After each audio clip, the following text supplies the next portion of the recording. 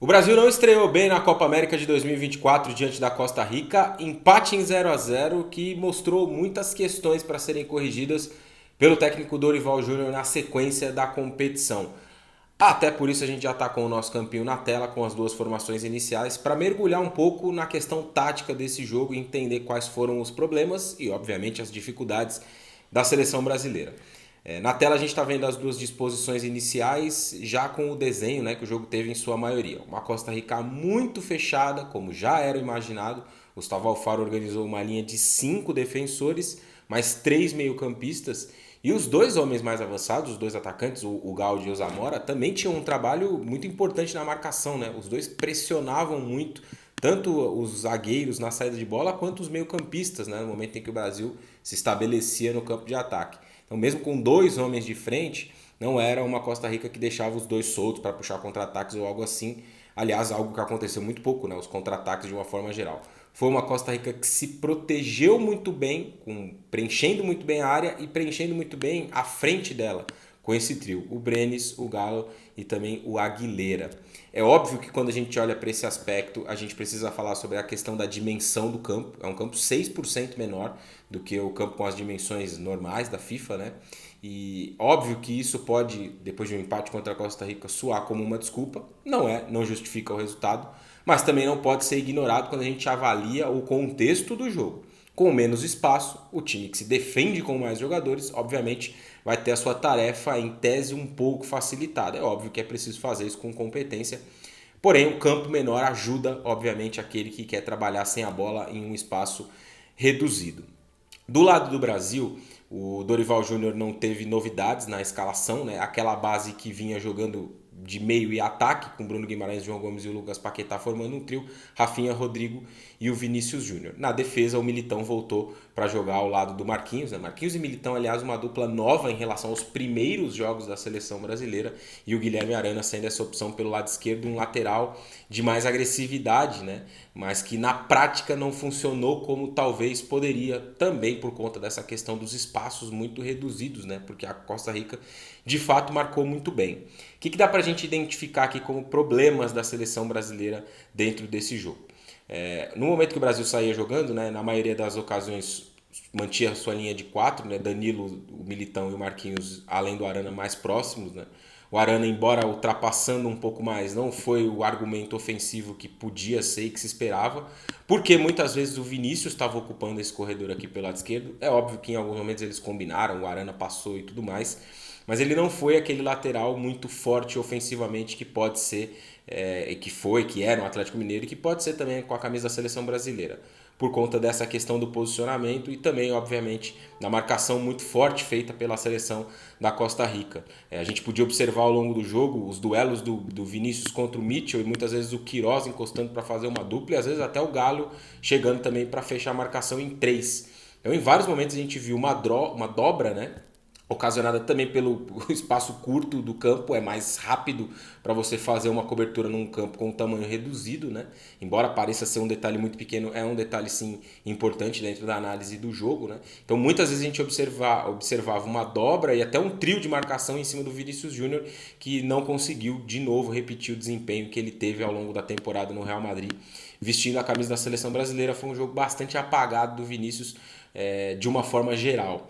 Muitas vezes, quando o Brasil está atacando, né, instalado no campo de ataque, o Dorival gosta de formar uma espécie de um quadrado aqui no meio campo. Né? O Rafinha é um jogador que vai abrir bastante o campo pelo lado direito, tinha um duelo particular contra o Lassiter e ganhou uma bola no primeiro tempo em maior velocidade, né, em progressão, a bola que ele conseguiu colocar na frente. Não foi um bom jogo de novo do Rafinha, mas muitas vezes o Dorival gosta de formar esse quadrado. Rodrigo, Bruno Guimarães, João Gomes e o Lucas Paquetá. E em uma ou outra jogada que esses jogadores se aproximaram, ou que o Brasil teve uma maior aproximação pela faixa mais central do campo, conseguiu criar algo, né? Conseguiu criar alguma oportunidade de finalização, como uma boa chance que o Rodrigo teve no primeiro tempo, como a bola que o Lucas Paquetá mandou na trave, por exemplo. Né? Essa do Rodrigo, drible curto e infiltração, a do Paquetá, uma tentativa de finalizar de longe, Algo que o Brasil fez pouco ao longo do jogo de uma forma geral, né? A gente tem visto uma Eurocopa com muitos gols marcados à distância, né, de fora da área, porque muitas vezes acontece o movimento da defesa afundar e você tem ali a entrada da área como a possibilidade de um chute. E o Brasil tentou muito pouco isso. De cabeça me lembro de 2 ocasiões. Começou a ter a bola na trave do Paquetá e um chute do Rodrigo no primeiro tempo, que a bola passou perto ali do gol defendido pelo Sequeira. Mas de uma forma geral não foi o Brasil que arriscou tanto de fora da área como talvez poderia, como o panorama do jogo pedia. Também foi um Brasil, de uma forma geral, que não teve profundidade nas suas jogadas. E aí é uma questão de característica, né? Esses jogadores escalados, entre esses jogadores escalados, não há nenhum jogador que tenha essa característica de fazer uma referência. Embora o Vinícius tenha jogado como o jogador, tenha atuado, né, como o jogador mais avançado do Real Madrid ao longo dessa temporada, ele não é um centroavante. Um jogador que vai fazer muito bem essas diagonais e que, vez ou outra, pode aparecer numa referência para uma jogada ou outra nesse sentido. Mas ele não é um jogador que vai ficar parado ou que vai dar peso à área, o que de fato faltou à seleção brasileira, né? Porque muitas vezes o Brasil tocava a bola por trás ou por fora e não tinha uma referência para prender o sistema defensivo, né? Os 3 zagueiros, Mitchell, Vargas e o Francisco Calvo. Zagueiros muito fortes fisicamente, mas que foram um pouco exigidos aí de uma forma bem geral dentro do jogo, né? Acho que um outro capítulo da partida foi a demora muito grande do Dorival para processar uma primeira substituição dentro do confronto. Isso vai acontecer só no minuto 70, ou seja, 25 do segundo tempo, quando ele saca o Vinícius e põe o Endrick para ter uma referência no comando de ataque e vem para o jogo também com o Savinho, né? O Savinho entrando no lugar do Rafinha aqui pelo lado direito. Em poucos minutos, o Savinho, camisa 20, o Savinho, acrescentou bastante agressividade nesse corredor, somou bons minutos pela seleção, dribles, venceu duelos, quebrou um pouco da marcação da Costa Rica. Mas, de uma forma geral, também não foi aquele jogador de quem se espera e que pode produzir, né? Não foi aquele jogo, melhor dizendo, que se espera e que o Brasil pode produzir. O Savinho entrou bem, o Endrick muito encaixotado aqui entre os zagueiros, né? No momento já mais final do jogo. Embora seja uma presença de área importante, não é tanto essa característica do Endrick. Ele é um jogador mais de vir de fora para dentro, né? E aí é um jogador que pode se dar bem naquele jogo de toques curtos, de associações, de trocas de passes, que a gente falou um pouco aqui no início.